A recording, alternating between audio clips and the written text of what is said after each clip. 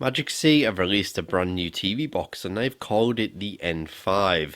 No, it's not that horrible N5 box by Magicsee that they released a while ago. That was a truly terrible piece of kit. No, this is a brand new box and it features the Amlogic S905X3 processor with 4GB of DDR4 RAM and 64GB of onboard storage.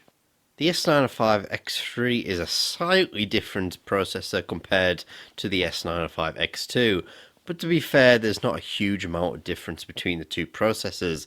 However, the S905X3 is based on the A55 architecture, whereas the S905X2 is based on A53. So what's the difference there? Well, not a huge amount to be fair.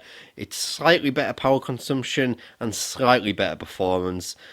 But to be fair, if you've got an S905X2 and thinking of upgrading to the S905X3, don't bother. However, if you have an older chipset like the S905X, S905W, then it might be the right time to upgrade to the S905X2 or X3.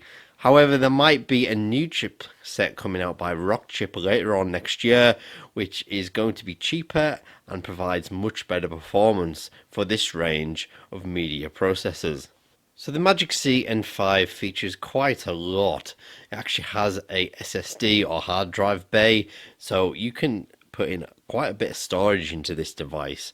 As well as that, we've got quite a lot of connectivity. It features dual band Wi-Fi as well. So yeah, all the things you kind of want. And I've seen the price isn't too bad either.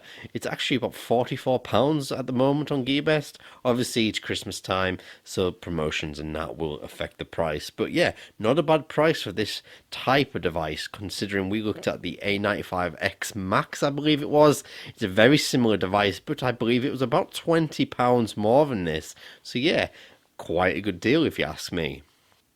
But that's only a good deal if the device works properly, of course. So let's turn this thing on and let's see what it can do.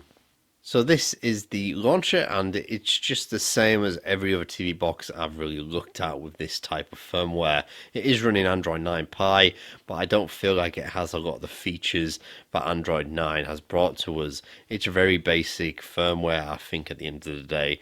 So yeah, not a great job done by Magicsee. As well as that, there's no further updates. I don't think that's going to come to this box, or at least none that's going to be sent over the air. You might have to go and download it yourself, unfortunately.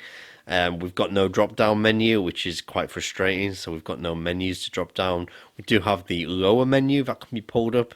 Sometimes TV box manufacturers lock that out. So yeah, we've got that one. We just don't have the ones on the top. The firmware can be rooted. That's a good thing, I guess, for you guys that like to tinker and like to add all sorts of different apps, of course. But yeah, I don't feel like this firmware is up to scratch. I don't think, especially considering there's no system updates or anything like that. So yeah, not very good so far with this piece of firmware.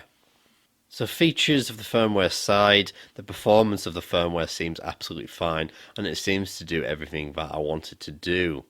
You do have full access to the Play Store, which is really good on these types of boxes, so all the applications are available to download for you. However, things like Netflix, for example, you are limited just to the basic Netflix 480p app.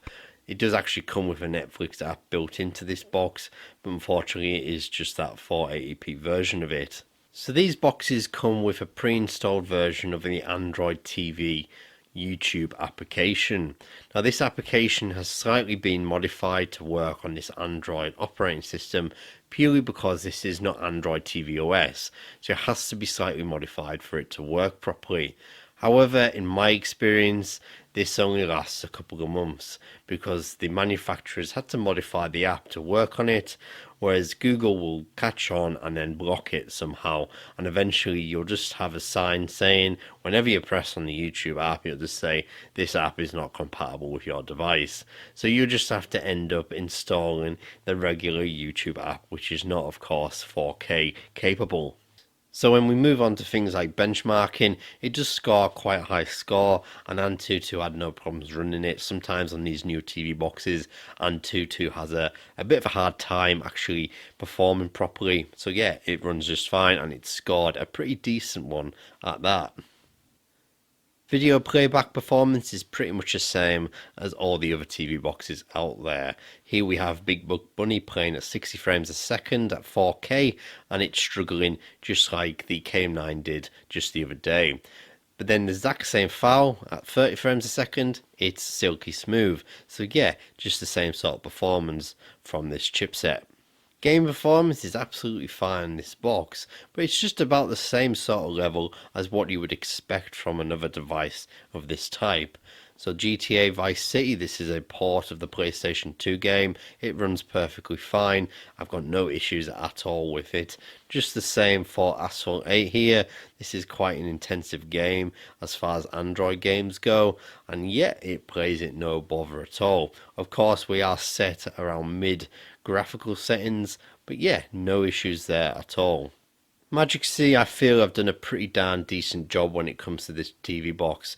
It feels cheap, of course, it's using very cheap plastic, but it has plenty of features, which is really good for you guys that like to tinker. As well as that price point, 44 UK pounds.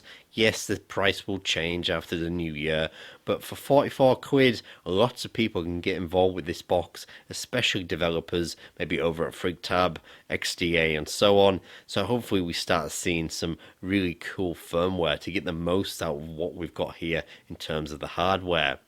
For those of you who are just getting into TV boxes, this box is not for you.